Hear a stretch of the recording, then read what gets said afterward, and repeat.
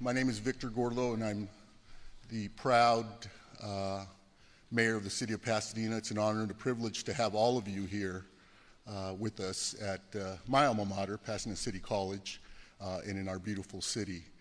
I'd like to welcome everyone, each and every one of you, for being here today, particularly Governor Newsom and first partner Jennifer Siebel Newsom, for being here today. You were here during the fire. You were both here present and in our community, and I'd like to thank you for all of your efforts. I tell people there are moments in time, there are moments in life. You know, moments in life are birthdays, the passing of people, things that change in our everyday life. But then there are moments in time, and what we have experienced in our region and in the state of California is a moment in time. And everyone in this room played a role in helping us get through that moment in time. But we're not finished, and the governor is here to mark the day, the 6 months when our world changed here in our community, and tell us what's coming before us. And so, Governor, on behalf of residents of Pasadena and all of Southern California and California, I'd like to thank you and the first partner for your efforts on behalf of each family and all of us collectively.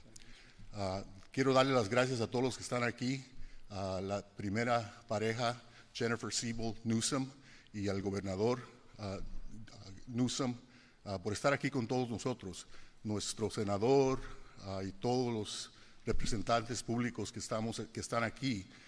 Queremos darle las gracias por todo lo que hicieron para ayudar a nuestras familias, para ayudar a nuestra comunidad en un tiempo que es un tiempo no en nuestra vida, pero es un tiempo en el tiempo de toda la historia. Y gracias a todos ustedes, individuos y colectivamente, hemos sobrevivido y vamos a seguir sobreviviendo. Aquí está el gobernador con nosotros para explicar qué es el siguiente paso. Y quiero darle las gracias al gobernador de parte de todos los individuos, familias en nuestra comunidad y todos nosotros como una comunidad. Gracias, gobernador. Con eso les introduzco al Bishop Dorsey. Good afternoon, everyone. My name is Bishop Dorsey. I'm senior pastor of Lifeline Fellowship Christian Center. We lost our church and we lost our van to the Eden Canyon fire. And I do also want to thank our outstanding governor and all elected officials for being here. As Mayor mentioned, this is the 6-month midterm. So I want to pray a blessing over our meeting and our press conference here today. Just bow your heads, if you would, please. Lord, we just thank you for allowing us to just be here first safely. You've ordained this day. You brought us here, Lord, and we just speak a blessing over this meeting, this press conference. We speak a blessing as we go forth, Lord. You've declared through your word that the steps of a good man are ordered by you, and the heart of leadership is in your hand.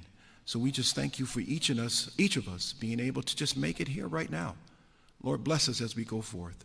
Your proverb tells us to acknowledge you in all our ways, and you will direct our path. So we pray for love, empathy, compassion, and leadership. In Jesus' name we pray. Amen. With that, I do want to also thank our wonderful governor. Again, we met him in January this year, directly after the fire. He's come out consistently to meet with us, people of faith, and we're appreciative. We just got our debris removed, and now we are pressing forward to continue to rebuild in the great city of Altadena. So at this time, let's give the Lord a hand praise for Governor Newsom. Thank you, Mayor. Thank you. Thank you, Mayor. Bishop, thank you. Mr. Mayor, thank you so much to all of you assembled here today, a lot of dignitaries, a lot of leaders, particularly men and women in uniform that are here that have helped us advance the cause that we're highlighting here today, members of the Assembly and the Senate, members of my own team, But in particular, I just want to thank Senator Padilla for being here, Congressman Sherman, and of course, Congresswoman Chu. I want to thank Supervisor Barger. We'll speak all of them in a brief moment. But I wanted just to briefly sort of mark this moment, this 6-month anniversary, with a very short presentation to sort of highlight foundationally where we've been. I think it goes without saying that disasters test us. And I think at this moment it's appropriate to remind ourselves that there are people that are not here. 30 lives that were lost because of this tragedy. And I should just highlight, we're Pasadena Community College. I'm grateful that we're here. Altadena in particular, special community. Altadena, the average life lost was 77 years old. You had great-grandparents, not just grandparents. You had a father and a son that died. You had brothers and sisters, aunts, uncles that perished in this fire. 30 lives lost. It, I hope, puts in perspective the moment we're in. And I hope it also puts in perspective how blessed, Bishop, we are to be here, to be members, many of you, of this remarkable community, and to have the opportunity to be part of this recovery. Recovery, after all, is what defines us. It's not what happens to us, it's how we respond to what happens to us. And it's that response that I wanted to just briefly highlight here today. As was noted, the Bishop, one of the beneficiaries of some debris removal, this has been the fastest fire recovery in terms of debris removal in modern history. I'll remind you that this process began to unfold the second phase of debris removal after the hazardous debris removal was removed within 30 days after the initiation of the fire. That second phase began on February 11th. I'd, by the way, be remiss if I didn't highlight, in particular, Bob Fenton, who's here from FEMA, who understandably deserves that recognition. Thank you, Bob. No one better. He committed to a 30-day process in partnership with the EPA on the first phase, and concurrently was working to advance in partnership with the U.S. Army Corps Phase 2, beginning just in February 11th. This process that unfolded over the course of the last 6 months is put, I think, in perspective as it relates to this slide. Over 2,000 homes per month that debris was removed. Put that in perspective. You can look, Lahaina, of course, is unique in every way because of the difficulties of taking debris off an island. But you can compare just fire very familiar to many Angelenos, the Woolsey fire, 132 homes per month. Compare that to 2,000 homes per month, 15x faster in terms of that overall debris removal. 12,048 homes, not structures and not damaged, but completely destroyed, 12,000 homes. We had an opt-in process that people, I think, very familiar with, this ROE process, the right to entry. There were just less than 2,000 people that opted out, which I think is extraordinary. At the time, we anticipated a substantially higher number of people would do it themselves. But the overwhelming majority had confidence in the work that Bob and his team and the Office of Emergency Services in partnership with our Army Corps, and they opted in, 9,576. You can see the number of parcels cleared. Just a few hundred haven't been cleared, and they're in the process, as we speak, of being cleared. All told, 96% now of all the debris has been removed. We could say it's substantially complete. A few hundred parcels that are in the process, in some cases, of just getting the final notification, a few hundred that are in the process of actually having to go through a little bit of extra work. And this was all advanced because of the support that we were afforded, the confidence that we were provided early on with President Biden, who was here at the ignition of the first flames of this fire, was a stone throw away from the fire Palisades and the Eaton fire scar. And he stayed in town to secure that 100% reimbursement, 100% support from the federal government. Said the answer is yes before we even asked the question. And I just want to honor that, because that's something I assure you we can't take for granted. And I just want to thank President Joe Biden for being there and initiating this process and affording us the opportunity to be in the position we are today. Thank you.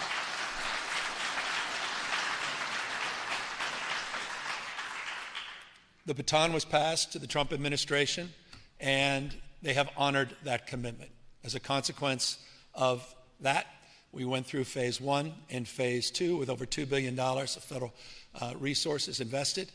We secured an additional $3+ billion. For many of you in this room, those that couldn't be in this room today, $3 billion of SBA loans. Those are the businesses and nonprofits.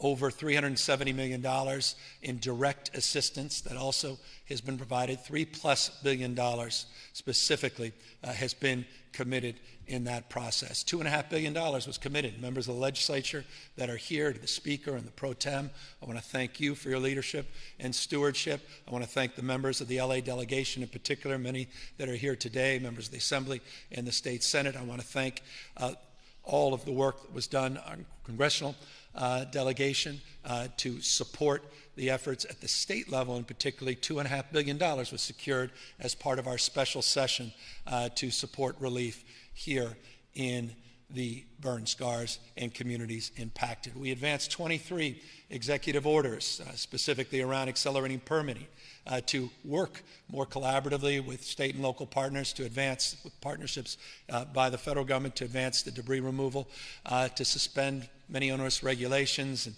address some of the tenant protections. I just had a small community meeting just a moment ago, only reinforcing the anxiety that renters are feeling that are still haven't been able to find permanent housing, or at least permanent extended housing, are still living month to month, in some cases week to week.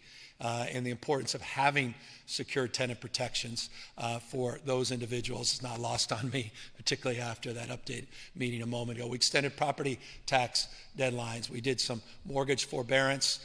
We did some other things that I'll highlight in a moment. We continue to do more in partnership with the cities and counties, but also in partnership with the private sector and JPL and NASA and the folks that we partnered to address some of the contamination issues and air and soil monitoring. The work that UCLA has done and Loyola Marymount has done. Purdue University, also part of a consortium of folks supported by LA County Health, addressing water, air, and soil monitoring. We got all 9 water systems reactivated. Head of our EPA is here. Thank her and her team for an outstanding job. We're very mindful, and we continue to be vigilant, not naive, about coastal issues and the beaches and the ongoing monitoring around contamination, making sure it's safe, not just for people, but for marine life and the like, continues. We advanced a lot of innovative strategies and created the first of its kind digital disaster recovery center. We'd never advanced a digital recovery center in our state's history that came from an innovative mindset as it relates to our engagement, not a substitute for in-person, but a complement. We created the first direct democracy engagement tool, Engage California, to hear from the community, a community-led effort, bottom up, not top down. It's not the state, the federal government talking about what comes next, informed at the local level by local community. We put a new website up, ca.gov/LA Fires, which is all around accountability, transparency, and data, trying to connect to all of the resources that are being made available by the cities, county, the federal government, and local nonprofits. But I wanted just to briefly, and I'll close and turn this over to the supervisor, I want to compliment the county. I want to compliment Supervisor Barger. I want to compliment the work that they just put forward earlier today around a new blueprint moving forward to rebuilding. As the U.S. Army Corps demobilizes, we are now entering the next phase. And again, an historic pace. And we have to maintain that same mindset, that same intentionality, the same deliberative focus. And we have to be, I think, mindful with humility and grace of the magnitude of what is being asked of us going forward. But one thing that is critical is that we go forward together.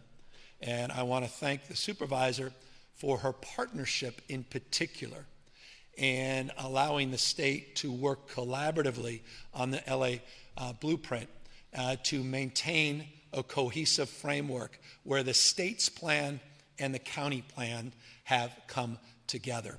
And that plan prioritizes many of the things that many of you have asked and tasked us to do.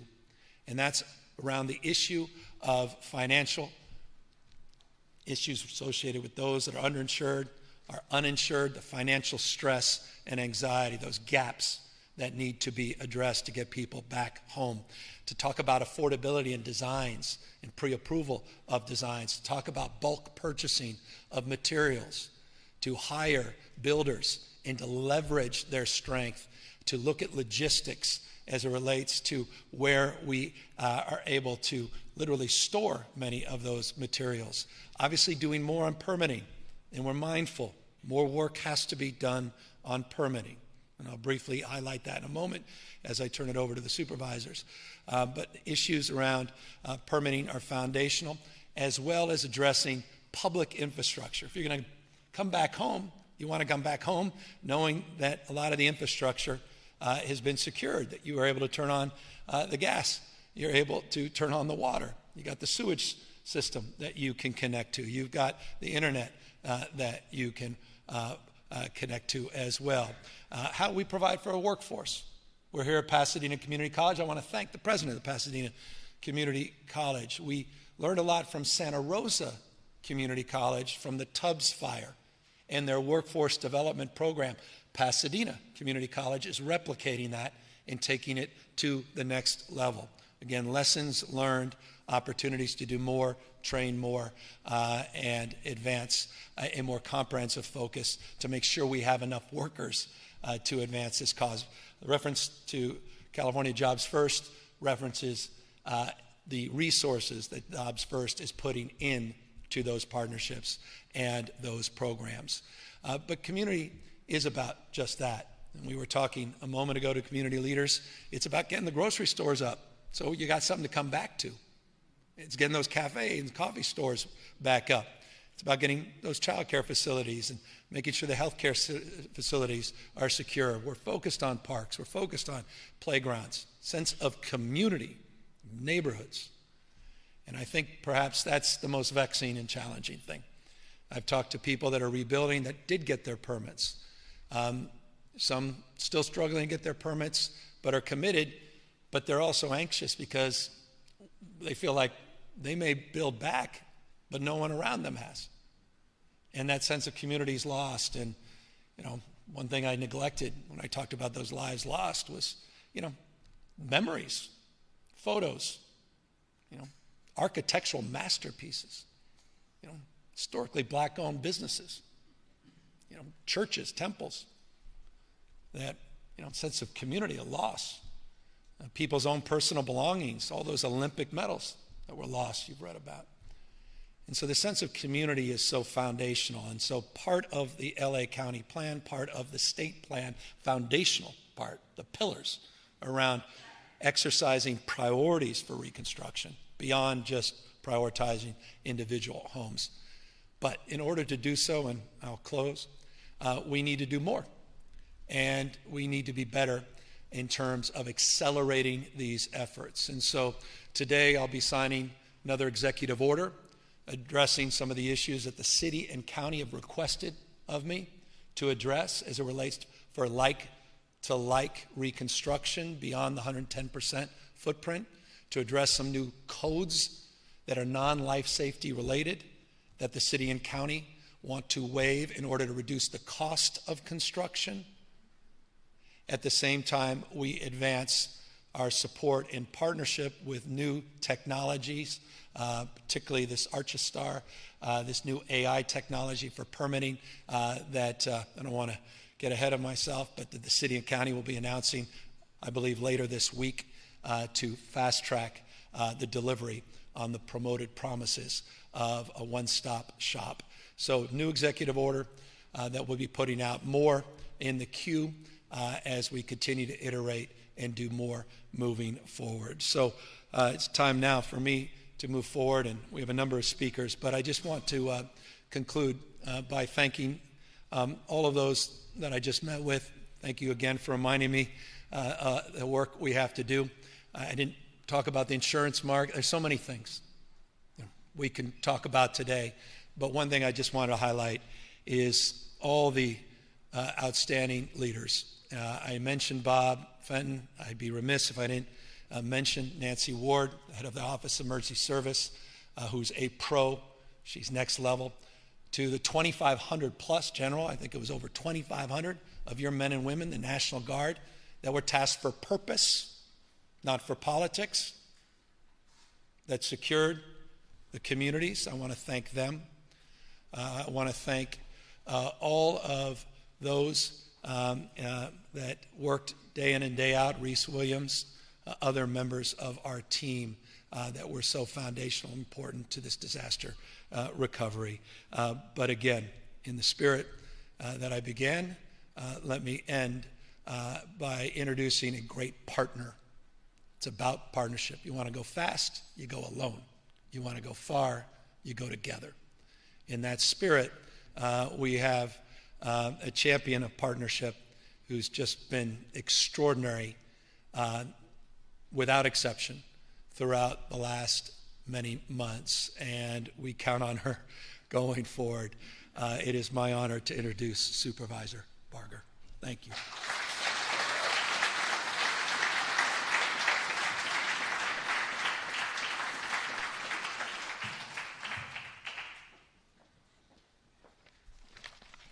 Well, thank you, Governor. It really is an honor to be here. Today's 6-month anniversary is an opportunity to reflect and really to look ahead. I applaud the extraordinary, and I cannot emphasize it enough, the extraordinary collaborations that have fueled our recovery progress. I want to thank our federal partners, the Environmental Protection Agency, and the incredible U.S. Army Corps of Engineers for their swift and effective work to clear more than 10,000 properties in 6 months. I express my deep, deep appreciation to Governor Gavin Newsom and his entire administration for helping our county meet recovery challenges head-on. Since day one, Governor Newsom and I shared a core commitment that I made clear. Rebuilding our communities is not and will not be the sole burden on our survivors. The state of California has been a true partner, helping our county remove unnecessary regulatory burdens, bringing resources along with funding, and quickly moving with practical, people-first solutions. I also appreciate Mayor Karen Bass's partnership. We've worked hard to lead concurrent efforts across both the Palisades and the Eaton Fire areas. I want to acknowledge my colleague, Lindsay Horvath, who represents the Palisades area impacted by these fires. As chair of the board, my responsibility is to the entire county. But I want to be clear. My heart belongs to the community of Altadena and Pasadena. I'm focused on supporting Altadena's recovery with urgency, compassion, and coordination. We have a roadmap to help us navigate the next phase of recovery for all. We're calling it LA County Forward Blueprint for Rebuilding. It's going to be available, and this is going to be something that is going to help people navigate the rebuilding effort. Our recovery plan has 6 core pillars. The first pillar is making rebuilding financially possible. The Board of Supervisors recently approved my motion to defer permit fees for homeowners rebuilding in unincorporated areas. County permit fees can often exceed $20,000, and that represents a significant obstacle for wildfire survivors. I'm confident that we'll be identifying long-term funding solutions to permanently waive these costs, but that finding is going to be on me, not on the survivors. Our blueprint's second pillar is accelerating permitting and inspections. We've launched a faster permit review, self-certification for licensed professionals, and deployed a public dashboard for transparency. With the state's partnership and resources, we are launching an AI-powered software on July 15th and are adding more staff to keep pace with the demand. This is going to be front and center for me moving forward. Our third pillar is expanding access to builders and materials. Together, with state leaders and private sector partners, we're scaling up the pool of builders, promoting pre-approved designs, and working to stabilize supply chains so that no one is left waiting for a contractor or for their materials. Our fourth pillar is investing in infrastructure. Again, in coordination with the state and utilities, we're undergrounding over 150 miles of power and telecommunications lines. This is significant in the Altadena area. This is a generational investment in safety, reliability, and resilience. We've also been focusing on rebuilding for our critical utilities, including Altadena's water systems. Our blueprint's fifth pillar is mobilizing the workforce. We're partnering with the state workforce development programs to ensure that we have trained workers ready to meet the moment. This includes logistics support, so rebuilding doesn't stall from preventable delays. Our blueprint's sixth and final pillar is bringing back community services. We're working to restore schools, parks, businesses, services for seniors, and childcare. Everything that makes a neighborhood whole. I want to look to you, Governor, and thank you for your partnership. You have been incredible, and this is what happens when you work together and put the needs of your community first. So I want to give you a round of applause.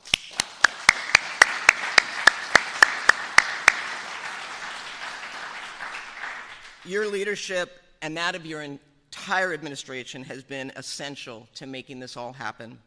Los Angeles County is proud to stand with you. To the residents of Altadena and surrounding regions, know this: you are front and center in my thoughts every single day. I and the federal, state, and local partners that have gathered here today are committed to delivering the support that you deserve. We are not and will not waver from this promise. Now, I would like to introduce the Deputy Mayor for the City of Los Angeles, Rachel Freeman. Welcome.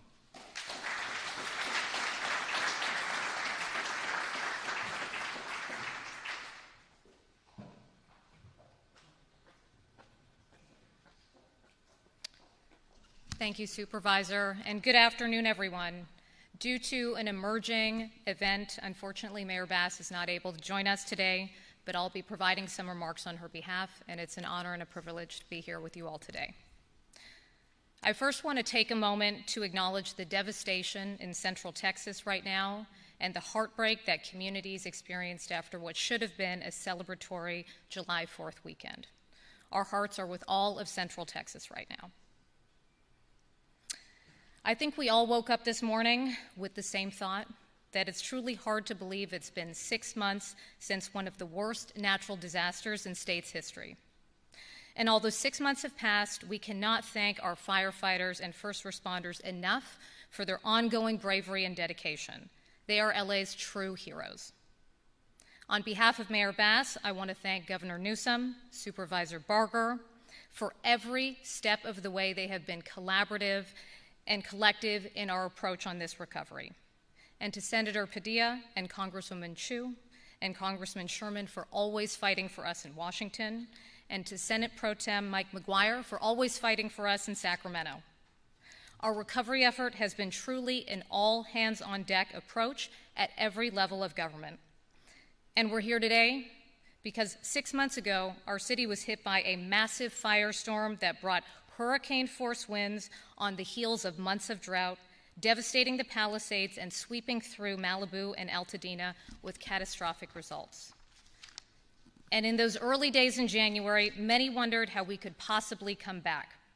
But we stand here today after 6 months of resilience, 6 months of neighbors supporting neighbors, 6 months of government, philanthropy, the private sector, community organizations, neighborhood councils, chambers of commerce, and the countless members of the community that have come together to care and nurture one another. They've come together to innovate and push the envelope to deliver what is on track to be the fastest disaster recovery in our state's history, the fastest hazardous materials cleanup in EPA history, and the restoration of utilities in record time. Debris removal that is months ahead of schedule, speeding up the timeline to get families back home. We have forged new partnerships to rebuild key community spaces like the Palisades Rec Center and Palisades Playground, which will reopen later this month. And with more than 640 plan check applications submitted, construction is well underway in the Palisades, and LA is moving beyond the initial emergency response firmly into the rebuilding phase. Make no mistake, the magnitude of the loss here is really earth-shattering. And losing a home is not just about losing property or a physical space, it's about security, it's about belonging, and it's about the memories and keepsakes that families will not get back. It's the place where we as a collective foster community and connection. Our hearts continue to break for every family who lost their home and for those who lost their lives. Through this process, our office has met some of the strongest families and small business owners that we have known over the course of the last few months. And we owe it to them and the rest of Angelenos to continue working around the clock to do everything in our power to rebuild as quickly and safely as possible. It's our sacred duty. Together, we've set the pace, and as you've heard today, we will continue collaborating at all levels of government until our communities are rebuilt stronger and better than they were before. The city of Los Angeles is ready for this moment, and we are LA strong. Thank you, everyone, and I'd like to take a moment to welcome Senator Padilla up here to the stage. Thank you.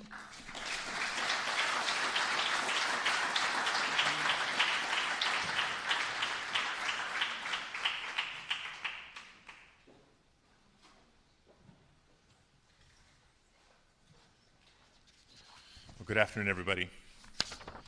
I agree. It's hard to believe it's been 6 months. Los Angeles has been through a lot. Our country's been through a lot. Our communities are going through a lot. But if the teamwork of this year to date is any indicator, I know we'll continue to get through. We're going to get through, and we'll be stronger and more resilient than ever in so many ways. You hear a lot of thank yous today, and it is indicative of the partnerships that have really risen to the occasion, not just federal, state, and local agencies and all the expertise at the federal level from FEMA and the Army Corps of Engineers and EPA and others that I'll talk about here in a minute, but so many state departments and agencies, county departments and agencies, city departments and agencies, and yes, even elected officials. I think a lot of times constituents can be a little cynical and when they witness a lot of finger pointing on TV and nowadays through social media, but that's not what you have right now. You have embracing and people truly working together. And so in that spirit, I too want to thank the leadership, the tirelessness of Governor Gavin Newsom.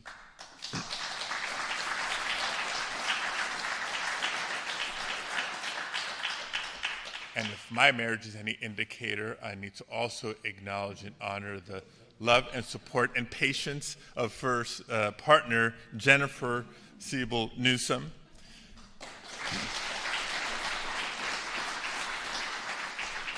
Our county supervisors, our mayors, not just Mayor Bass, Mayor Gordo, so many others. Like I said, the true professionals in government, proud public servants at all levels. I know many, especially at the federal level, who feel a little bit under the gun in the political climate that we're in, but are nonetheless stepping up to do the job with the professionalism that the American people deserve. Thank you, all of you. And I too want to take a moment to acknowledge what's going on in Texas right now. I think our hearts go out as Californians to the people in Texas who have suffered so much this last weekend.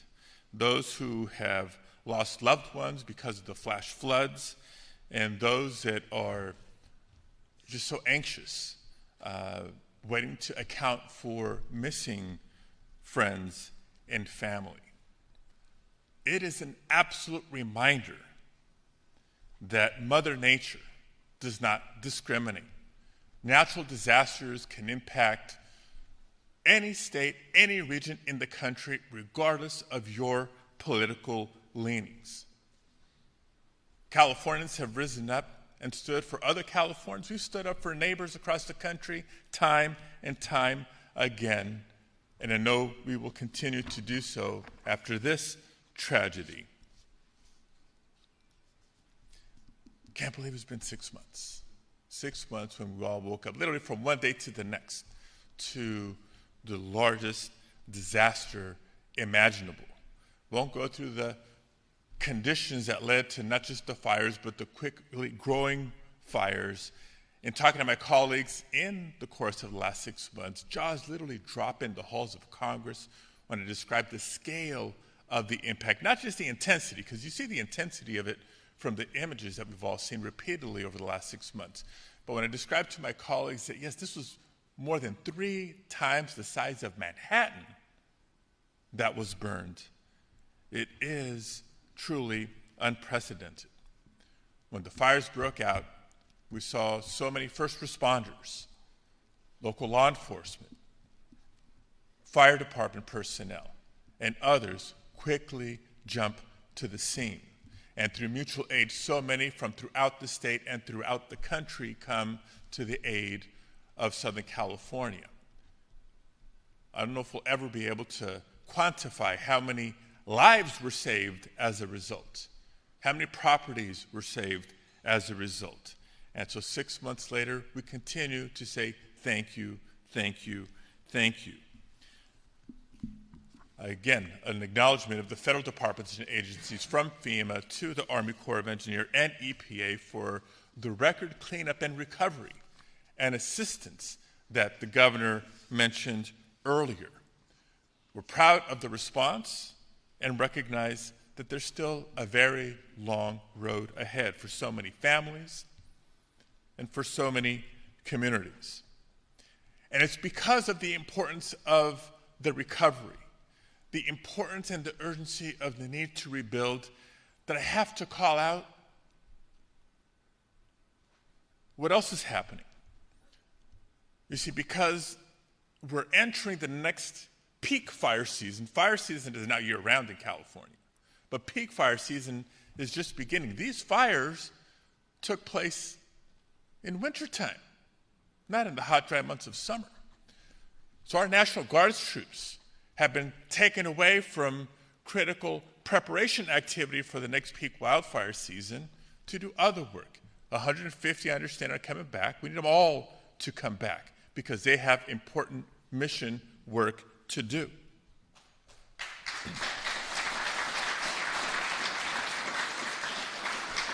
This is the time to be investing more in FEMA and empowering FEMA, not attacking FEMA or threatening to eliminate FEMA.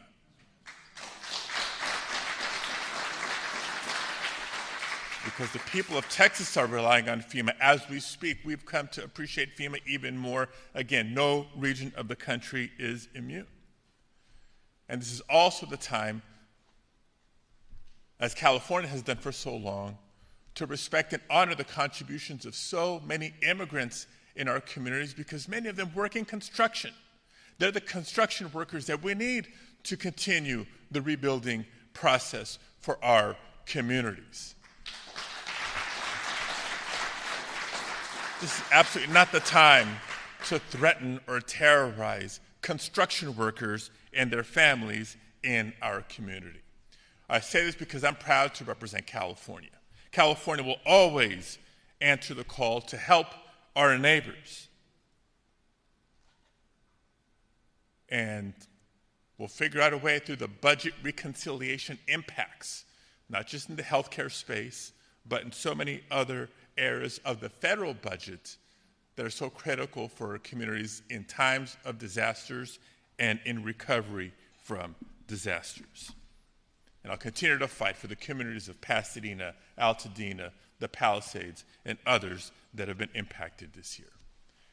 Now, before I turn it over to our next speaker, just a few remarks in Spanish for the Spanish language press that is here.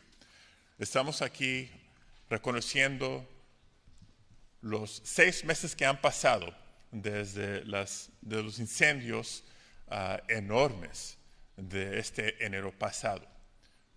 Hemos pasado por bien mucho como comunidad, como la región de Los Ángeles y como el país, los Estados Unidos de América. Pero el progreso en reconstruyendo, preparando nuestras comunidades para reconstruir ha sido posible por la colaboración de tantos niveles del gobierno, tantos oficiales y tantos departamentos y agencias que saben que el compromiso número 1 es a los residentes de nuestras comunidades.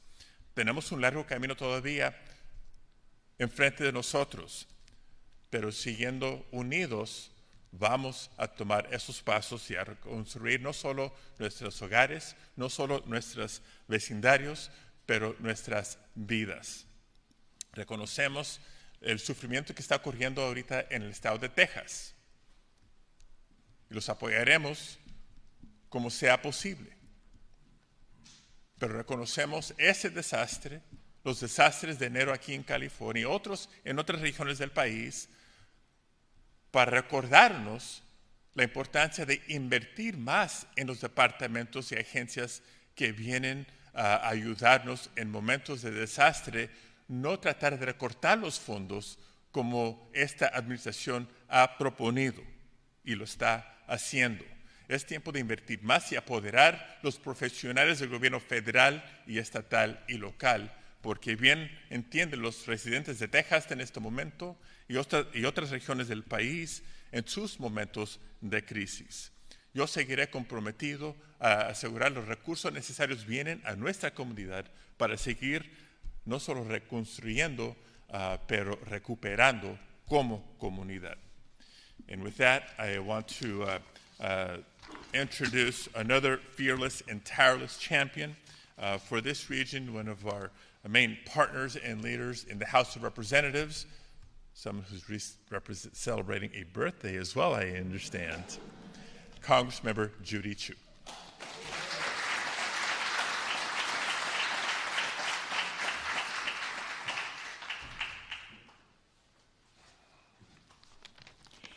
Thank you, Senator Padilla. And thank you, Governor Newsom, for bringing us together today and for your incredibly strong and unwavering leadership over the last 6 months. The night of January 7th was one of the darkest moments our communities have ever faced. In my district, which includes Altadena and Pasadena, the Eaton fire destroyed nearly 9,500 structures, displaced over 20,000 people, and claimed the lives of 18 of our neighbors. But in that time of immense fear and uncertainty, we saw our communities come together like never before. Heroic first responders risked their lives to protect ours. Regional and national advocates and organizations, including PCC, opened up emergency food and donation banks for the many survivors who fled with only their clothes on. And the brave survivors of this wildfire showed their I heard from so many people who, despite having their own home burned down, helped their neighbors through the most trying of times. And I was so grateful for the response of our federal agencies, from the SBA Disaster Assistance Program to EPA to our U.S. Army Corps of Engineers, and of course, FEMA, which has been nothing short of life-saving. Since January, FEMA has delivered more than $140 million in direct federal aid to the survivors of the Eaton and Palisades fire. Thousands have received temporary housing and other life-saving services. But I'm continuing to push FEMA to use every tool available, including the direct lease program, to make sure, thank you, to make sure that every survivor has a roof over their head as they continue to rebuild their lives. But while our communities are still picking up the pieces, President Trump has threatened to eliminate FEMA entirely, slash funding for local firefighters and emergency responders, and withhold federal aid from California. And this is why I have to say, right this minute, wildfires have no political affiliation. Disaster recovery should never be used as leverage, whether the disaster is in California, North Carolina, or Texas. I certainly will not stop fighting in Congress to fulfill Governor Newsom's request and pass a $40 billion supplemental disaster package with no strings attached.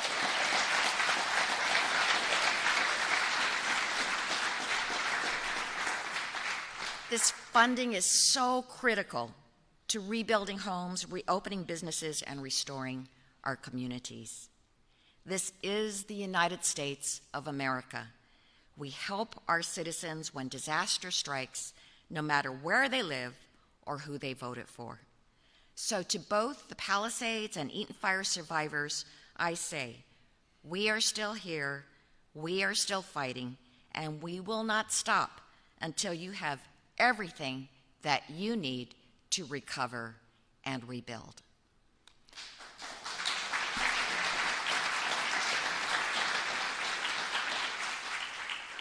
So thank you, and now I have the pleasure of introducing my amazing partner in our fire recovery efforts, Congressmember Brad Sherman.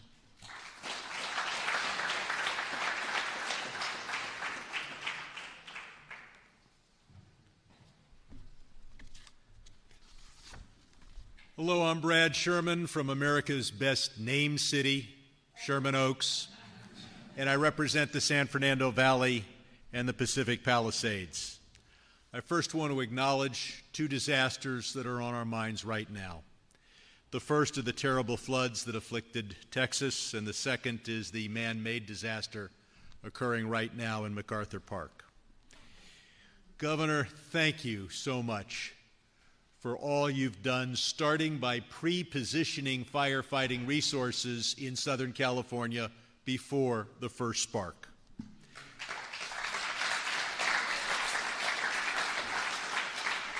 I want to thank the Biden administration for funding FEMA and SBA back in December so that it would have the resources necessary to deal with whatever afflicted us in 2025.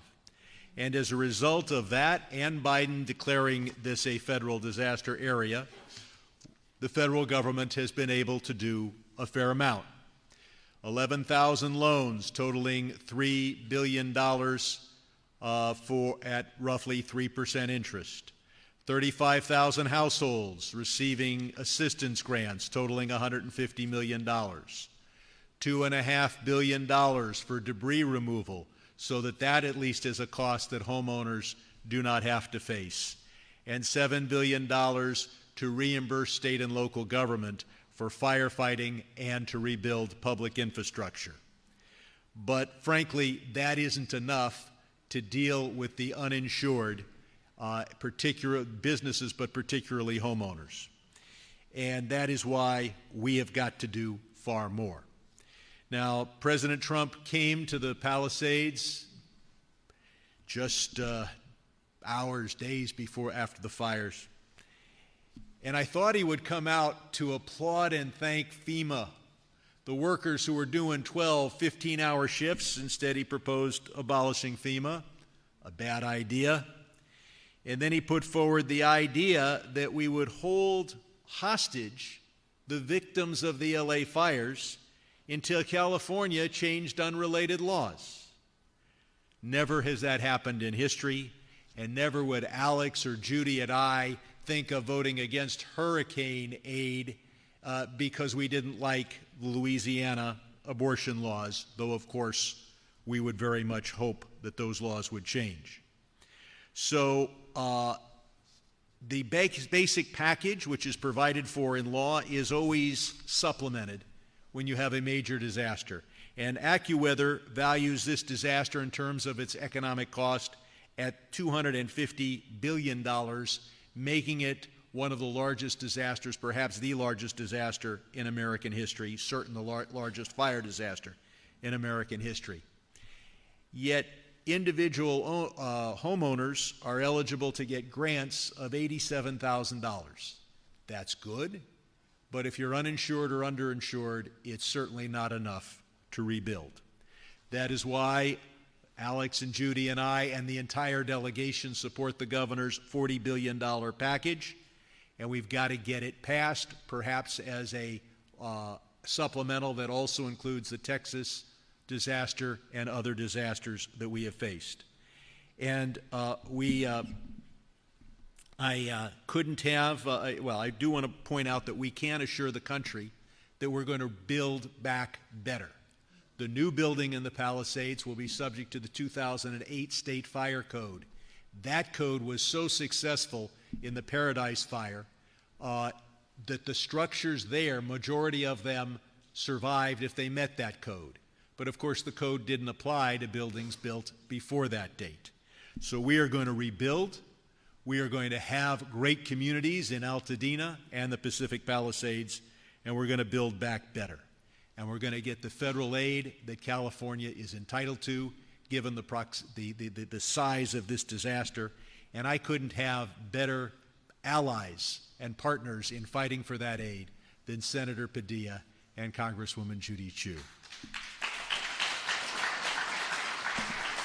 And the governor couldn't have a better partner than first partner Jennifer Seibel Newsom. Please come on.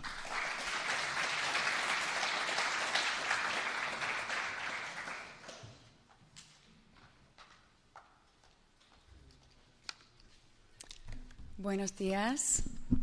Cuando visité a Los Ángeles durante los incendios, conocí a muchas personas que, a pesar de enfrentar tanto sufrimiento y pérdida, ayudaron a sus vecinos, como le dijo Judy, entregando comida, donando ropa, rescatando mascotas y abriendo sus casas a quienes habían perdido sus casas.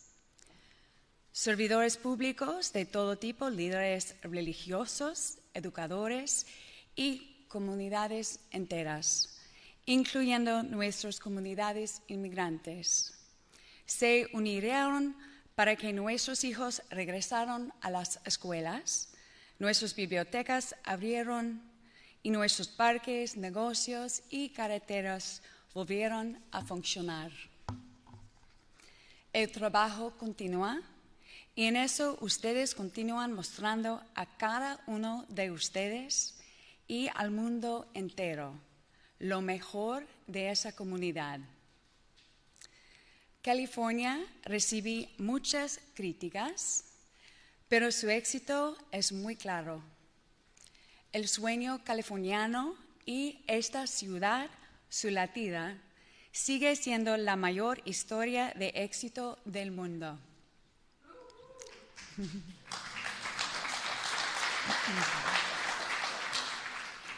California es todo eso porque apoyamos nuevas ideas y nuevas voces, no a pesar de ellos. No creemos que si ganamos, otras personas tengan que sufrir. Que si protegemos a nuestro clima o a las comunidades inmigrantes, nuestra economía fracasará. No vemos al mundo ni a nuestros vecinos como enemigos, los vemos como amigos. Somos el centro de inclusión, innovación y libertad en todo el mundo y una fuerza cultural y económica. porque nos apoyamos en nuestra creatividad y nuestras diferencias.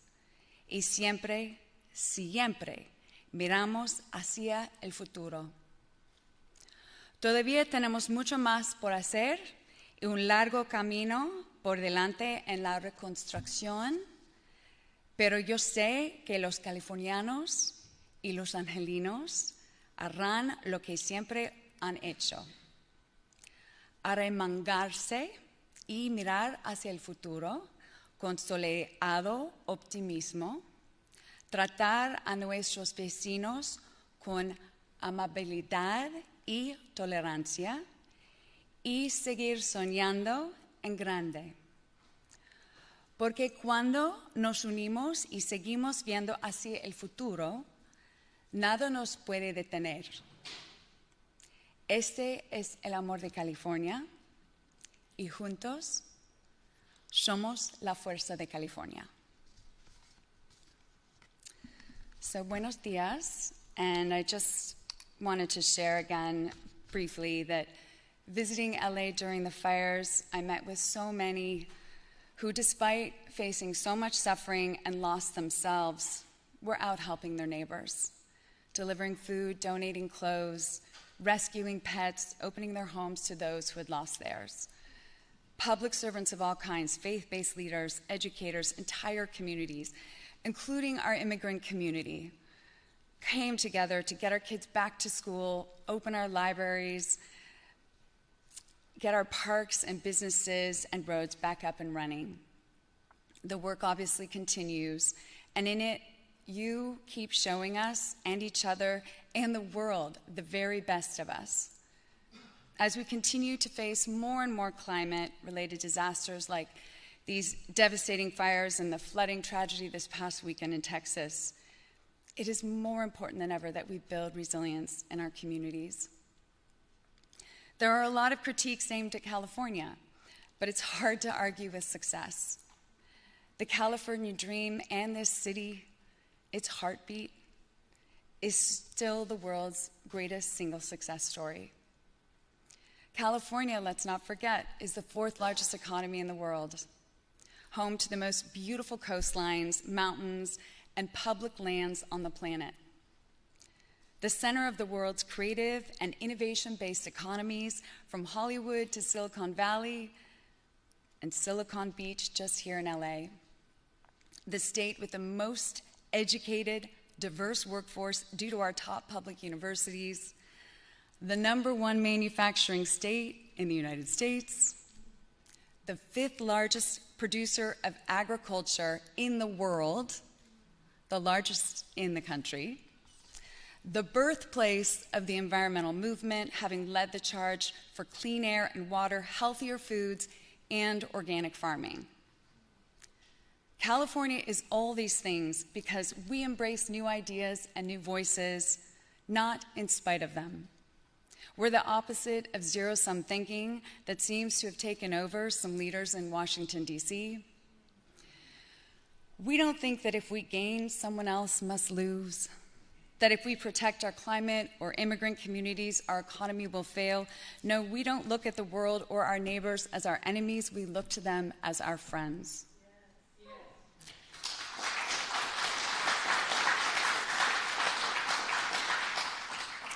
We are a beacon of inclusion, innovation, and freedom around the world, and a cultural and economic powerhouse.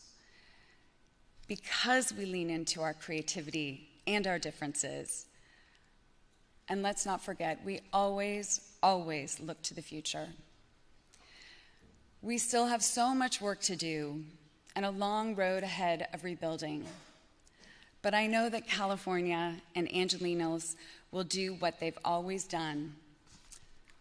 They'll roll up their sleeves and look forward with sunny optimism to the future. They'll treat their neighbors with kindness and tolerance, and they'll continue to dream big. Because when we come together like this and we keep looking to the future, nothing will stop us.